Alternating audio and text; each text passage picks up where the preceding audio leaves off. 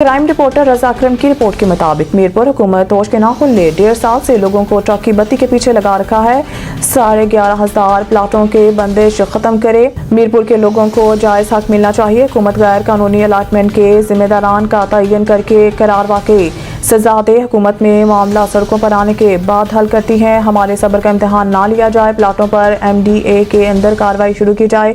इन हालात का इजहार ज्वाइंट एक्शन कमेटी के सदर साद अंसारी, एडवोकेट प्रोफेसर नुमान आरिफ, राजा दानिश रिजवान करामत, गुलनाज अहमद ने मीरपुर प्रॉपर्टी डीलर एसोसिएशन की तरफ से मुनक़ता मीटिंग पर खिताब करते हुए साबिक सदर चैम्बर ऑफ कॉमर्स फैसल मंजूर, मरकजी अंजुमन ताजरान राजा खालिद महमूद खान और सदर property dealers association Khawaja Shahzad Lone ने की।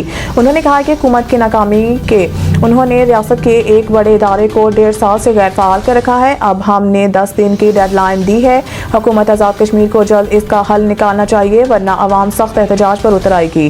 क्राइम रिपोर्टर रजा अकरम, BN न्यूज़।